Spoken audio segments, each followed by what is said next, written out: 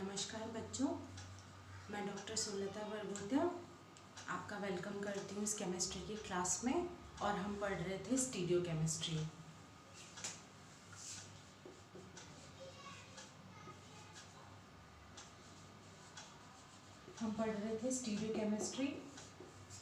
इससे पिछले वाली क्लास में बच्चों हमने स्टीरियो केमिस्ट्री का क्लासिफिकेशन पढ़ लिया था। हमने स्टीरियो केमिस्ट्री को दो ग्रुप्स में क्लासिफाई किया था। स्टीरियो केमिस्ट्री को हमने दो ग्रुप्स में क्लासिफाई किया था। एक था कॉन्स्टिट्यूशनल आइसोमेरिज्म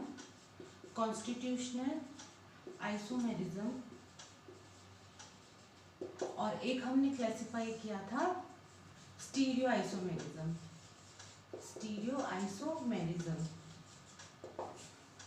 हमने किया था कॉन्स्टिट्यूशनल आइसोमेरिज्म और हमने क्लासिफाई किया था स्टीरियो आइसोमेरिज्म। आज हम डिटेल में कॉन्स्टिट्यूशनल आइसोमेरिज्म पढ़ेंगे। कॉन्स्टिट्यूशनल आइसोमेरिज्म को हम स्ट्रक्चरल आइसोमेरिज्म भी कहते हैं। Structural isomerism. तो हम आज डिटेल में स्ट्रक्चरल आइसोमेरिज्म के बारे में पढ़ेंगे। तो बच्चों, आज की क्लास में हम देखते हैं, सबसे पहले हम देख रहे हैं कि स्ट्रक्चरल आइसोमेरिज्म।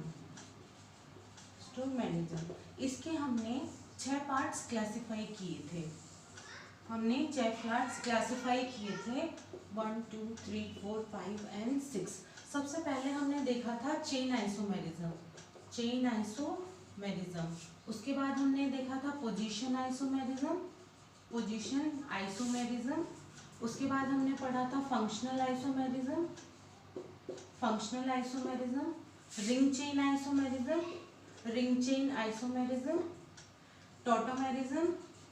टॉटोमेरिज्म और हमने पढ़ा था मेटामेरिज्म।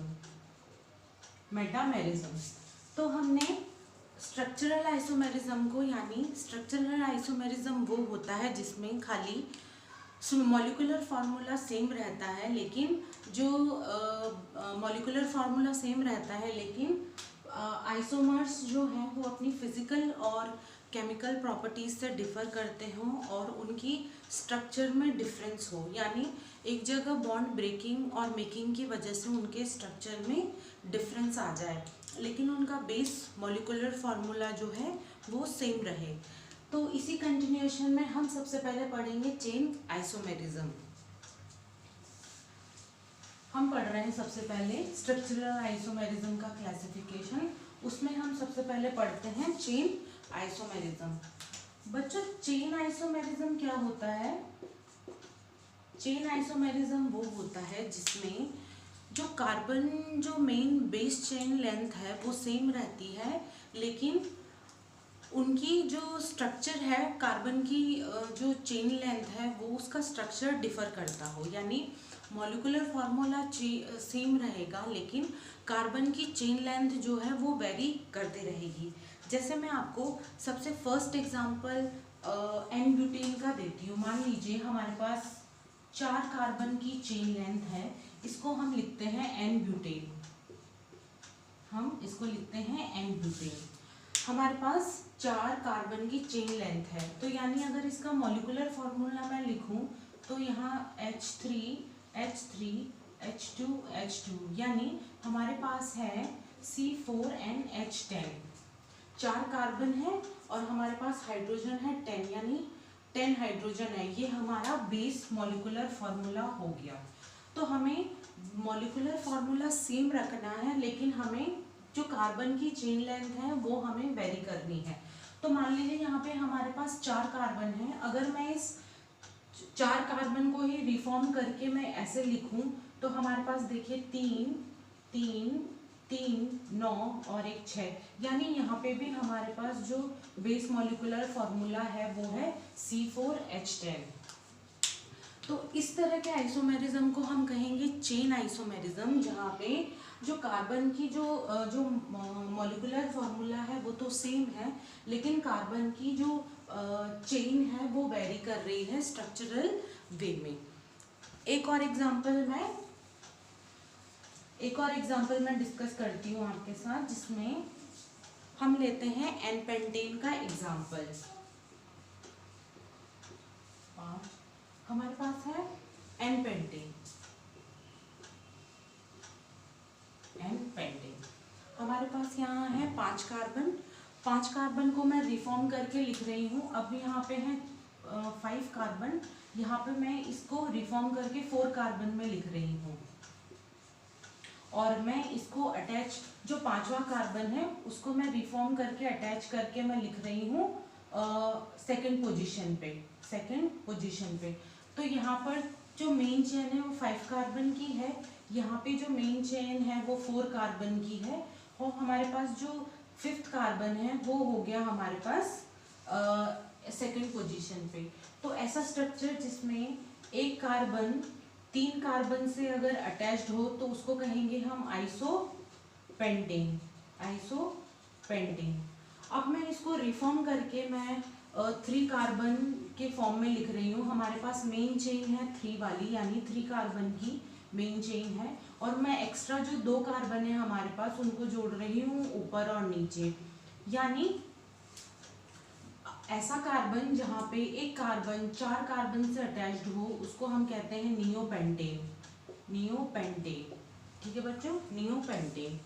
तो हम सभी फॉर्मूले में देखते हैं कि हमारे पास सभी फॉर्मूले में जो कार्बन लेंथ है वो तो है 5 कार्बन की, लेकिन इनका स्ट्रक्चर वेरी कर रहा है, यानी कार्बन की जो चेन लेंथ है वो वेरी कर रही है ब्रांचिंग की वजह से। तो इनकी चेन में डिफरेंस आ रहा है, इस वजह से हम इनको क्लासिफाई करेंगे चेन आइसोमेरिज्म में। ठीक है बच्चों, तो ये हो गया हमारा चेन आइसोमर। अब इसमें इम्पॉर्टेंट नोट करने वाली बात ये है कि जो चेन आइसोमेरिज्म होता है उसमें सबसे जो मिनिमम जो चेन आइसोमेरिज्म है वो शो करता है 4 कार्बन चेन लेंथ हमें चाहिए चेन आइसोमेरिज्म को शो करने के लिए। यानी chain isomerism minimum 4 carbon chain length से स्टार्ट होता है। ठीक है बच्चों, तो ये था हमारा सबसे फर्स्ट क्लासिफिकेशन, जिसका जो था चेन आइसोमेरिज्म। नेक्स्ट क्लासिफिकेशन हम देखते हैं, ये है चेन आइसोमेरिज्म। स्ट्रक्चरल आइसोमेरिज्म का अगला क्लासिफिकेशन है बच्चों पोजीशन आइसोमेरिज्म। हम पढ़ रहे हैं स्ट्रक्चरल आइसोमेरिज्म, उसका सेकंड जो क्लासिफिकेशन है वो हम पढ़ रहे हैं पोजीशनल आइसोमेरिज्म। पोजीशनल आइसोमेरिज्म क्या होता है? पोजीशन आइसोमेरिज्म में जो फंक्शनल ग्रुप है या डबल बॉन्ड है या ट्रिपल बॉन्ड है, उनकी जो पोजीशन है वो चेंज होती रहती है। कभी जैसे मान लीजिए C1 कार्बन से अटैच्ड है तो कभी C2 कार्बन से होगा, कभी C3 कार्बन से होगा। इस तरह जो फंक्शनल ग्रुप हो गया या डबल बॉन्ड हो गया या ट्रिपल बॉन्ड हो गया, उसकी जो पोजीशन है वो चेंज होती रहेगी। ठीक है बच्चों, जैसे फर्स्ट में जो मान लीजिए मैं एग्जांपल दिखा रही हूँ, मान लीजिए ये हमारे पास है प्रोपेन 1 ऑल, प्रोपेन 1 ऑल, ठीक है, 1 ऑल, ठीक है। तो यहाँ पे हम देख रहे हैं कि 1 2 3, यहाँ पे जो अल्कोहल की पोजीशन है वो है 1। अब मैं दूसरा स्ट्रक्चर बना रही हूँ जिसमें मैं अल्कोहल इंसर्ट कर रही हूँ 1 2 3 पे। ये है प्रोपेन 2 ऑल, प्रोपेन 2 ऑल। तो यहाँ पे जो अल्कोहल है वो है सेकंड पोजीशन पे। ठीक है, तो इस वक्त क्योंकि यहाँ पे पोजीशन चेंज हो रही है तो यहाँ पे ये हो गया पोजीशन आइसोमेरिज्म। इसी तरह से मान लीजिए मैं डबल बॉन्ड या ट्रिपल बॉन्ड की पोजीशन दिखाना चाहूँ। मान लीजिए ये हमारे पास डबल बॉन्ड था, ये है हमारे पास ब्यूटीन, ब्यूट 1 इन, क्योंकि ब्यूट 1 इन, क्योंकि हमारे पास 1 2 3 एंड 4 हमारे पास फर्स्ट पोजीशन पे जो है वो डबल बॉन्ड है।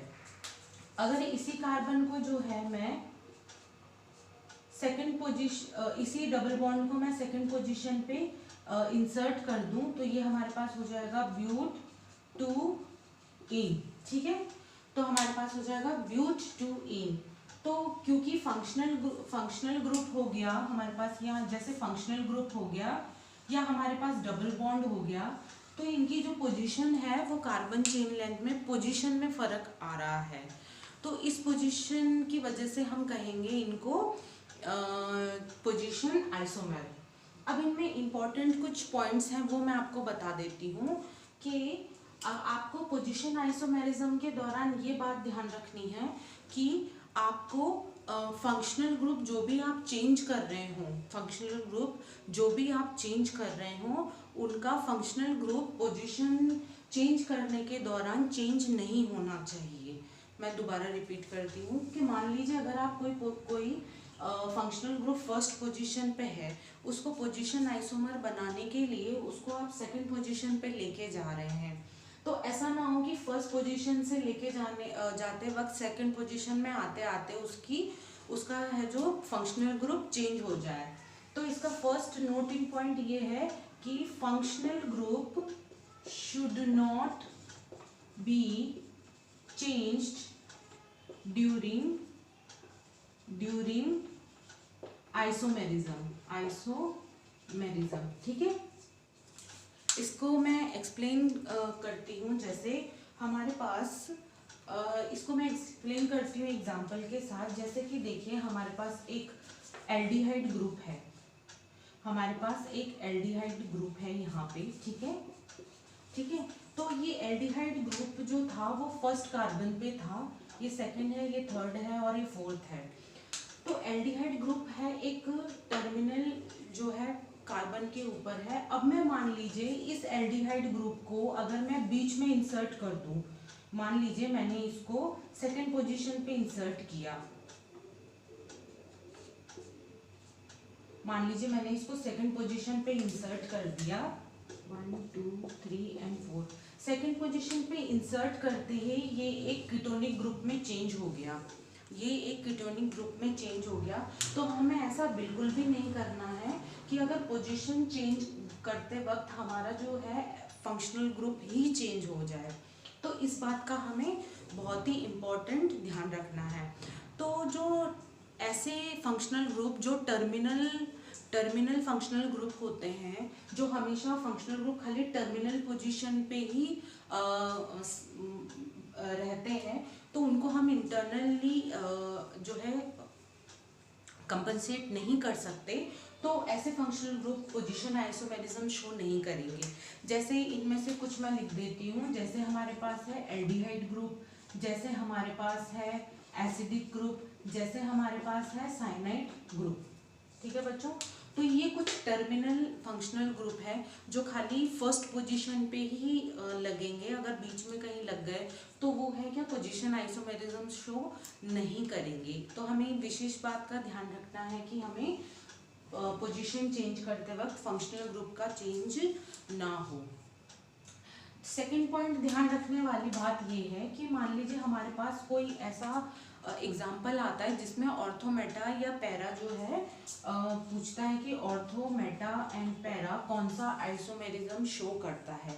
मान लीजिए मैं कोई भी जो है एग्जाम्पल ले लूँ। जैसे हमारे पास है एमीन, और एमीन के साथ मैंने इंसर्ट किया है ऑर्थो पे मिथाइल। फिर हमारे पास सेकेंड एमीन के साथ ही है मेटा पे मिथाइल, और एमीन के साथ ही है हमारे पास पैरा पे मिथाइल, ठीक है बच्चों। तो ऑर्थो मेटा पैरा जो है ये भी क्या है, पोजीशन आइसोमर के कैटेगरी में गिने जाएंगे। ठीक है, तो हमने तीन बातें यहाँ पे ध्यान रखी। फर्स्ट तो ये है कि हमें फंक्शनल ग्रुप का पोजीशन चेंज करनी है। चेंज इन फंक्शनल ग्रुप की वजह से to the attachment of carbon position isomerism कहलाता है। उसके बाद सेकंड बात ये ध्यान रखनी है कि फंक्शनल ग्रुप की कार्बन अटैचमेंट को चेंज करते वक्त हमें ये ध्यान रखना है कि कहीं हमारा जो है फंक्शनल ग्रुप ही चेंज नहीं हो रहा हो। तो ये बात ध्यान रखनी है। और थर्ड पॉइंट ये है कि ऑर्थो मेटा पैरा जो है वो पोजीशन आइसोमेरिज्म शो करता है। आगे बच्चों हम पढ़ते हैं, आगे जो हमारा क्लासिफिकेशन है, नेक्स्ट कैटेगरी हम स्ट्रक्चरल आइसोमेरिज्म की पढ़ें। नेक्स्ट कैटेगरी में स्ट्रक्चरल आइसोमेरिज्म की हम कैटेगरी में पढ़ें तो वो है मेटामेरिज्म। मेटामेरिज्म, ठीक है बच्चों, मेटामेरिज्म। अब मेटामेरिज्म में क्या होता है कि मान लीजिए कहीं कार्बन चेन लेंथ में बीच में फंक्शनल ग्रुप अटैच्ड है कहीं ना कहीं। मान लीजिए हमारे पास 2 कार्बन चेन लेंथ है, उसके बीच में फंक्शनल ग्रुप अटैच्ड है और इधर भी कुछ कार्बन चेन लेंथ है। तो फंक्शनल ग्रुप के जो इर्द गिर्द जो कार्बन चेन लेंथ है अगर वो वेरी करती है तो वो शो करता है मेटामेरिज्म। जैसे यहाँ पे हमारे पास कितने कार्बन थे, 1 and 2, 1 and 2। नेक्स्ट मैं इसी का स्ट्रक्चर बना रही हूँ जिसमें बीच में कोई हमारे पास फंक्शनल ग्रुप है और मैं इधर भी 1 कार्बन को, हमारे पास है 1 2 एंड हमारे पास है 1 2, और यहाँ पे मैं इस कार्बन को अगर मैं यहाँ ले जाऊँ तो हमारे पास एक साइड हो जाएंगे 3 कार्बन और एक साइड हो जाएंगे 1 2 and 3। हालांकि कार्बन चेन लेंथ तो सेम है हमारे पास टोटल जो कार्बन है वो C4 है, तो दोनों स्ट्रक्चर्स में C4 ही कार्बन है, लेकिन जो कार्बन की चेन लेंथ है फंक्शनल के अगल बगल वो चेंज हो रही है। तो ऐसा आइसोमेरिज्म जो जिसमें कार्बन की फंक्शनल ग्रुप से अटैच चेन लेंथ चेंज हो रही हो उसको हम कहते हैं मेटामेरिज्म। अब मैं एक जैसे कि हम पोजीशन आइसोमेरिज्म में क्या कर रहे थे बच्चों, पोजीशन आइसोमेरिज्म में मान लीजिए हमने 1 2 3 4, ठीक है, हमने क्या किया, मान लीजिए यहाँ पे सेकंड पे कीटोनिक ग्रुप था तो 1 2 3 and 4, ठीक है, 1 2 3 and 4 सेकंड पोजीशन पे हमारे पास था कीटोनिक ग्रुप, ठीक है। उसके बाद हम देखते हैं, मैं चेंज कर रही हूँ, हम यहाँ पे एक एक्स्ट्रा वो ले लेते हैं तो हमारे पास है 1 2 3 4 and 5, ठीक है, 5। तो हमारे पास थर्ड पोजीशन पे जो है कीटोनिक ग्रुप है। अब मैं इसकी पोजीशन चेंज करके मान लीजिए 1 2 3 4 5 और मैं इसको फोर्थ पोजीशन पे जो है कीटोनिक ग्रुप को यानी सेकंड पोजीशन पे इसको इंसर्ट कर देती हूँ, यानी 1 2 3 4 5। तो एक पोजीशन पे हमारे पास थर्ड कार्बन पे जो है कीटोनिक ग्रुप है और एक स्ट्रक्चर में हमारे पास सेकंड कार्बन पे कीटोनिक ग्रुप है, ठीक है। मैं फिर से बता देती हूँ कि हम 2 स्ट्रक्चर्स ले रहे हैं जिसमें हमने फंक्शनल ग्रुप बीच में कोई कीटोनिक ग्रुप रखा हुआ है। अब हम इसके अगल बगल की कार्बन लेंथ चेंज कर रहे हैं। हमने यहाँ पे 2 कार्बन है, यहाँ 2 कार्बन है, यहाँ 1 है और यहाँ 3 कार्बन है। तो हमने ये देखा है कि जब कीटोनिक ग्रुप की पोजीशन चेंज करते ही ये पोजीशन आइसोमेरिज्म भी शो कर रहा है, ये पोजीशन आइसोमेरिज्म भी शो कर रहा है, ठीक है बच्चों। तो ये एक तरह का मेटामेरिज्म भी काउंट होता है। तो हम ये स्टेटमेंट भी लिख सकते हैं कि जितने भी जो मेटामेरिज्म है वो ऑल आर पोजीशनल आइसोमेरिज्म, लेकिन all positional isomerism is not metamerism, क्योंकि जो पोजीशन आइसोमेरिज्म है उसमें डबल बॉन्ड और ट्रिपल बॉन्ड भी आता है, लेकिन हम ये देखते हैं कि double and triple bond are not functional groups. जब हम पोजीशन आइसोमेरिज्म शो करते हैं तो मान लीजिए 1 2 3 4 हमने डबल बॉन्ड को यहाँ पे लगाया है और एक में हमने डबल बॉन्ड को यहाँ लगाया है, ये काउंट होता है पोजीशन आइसोमेरिज्म में। लेकिन हमने ये देखा कि ये मेटामेरिज्म में काउंट नहीं होगा क्योंकि double bond are not part of functional groups. तो मैं एक इम्पॉर्टेंट स्टेटमेंट लिखती हूँ जो एक जनरल स्टेटमेंट है और बहुत ही इम्पॉर्टेंट है क्योंकि बहुत सारे कंपटीशन में पूछा जा सकता है। हम लिख सकते हैं कि all metamers are positional isomers but all positional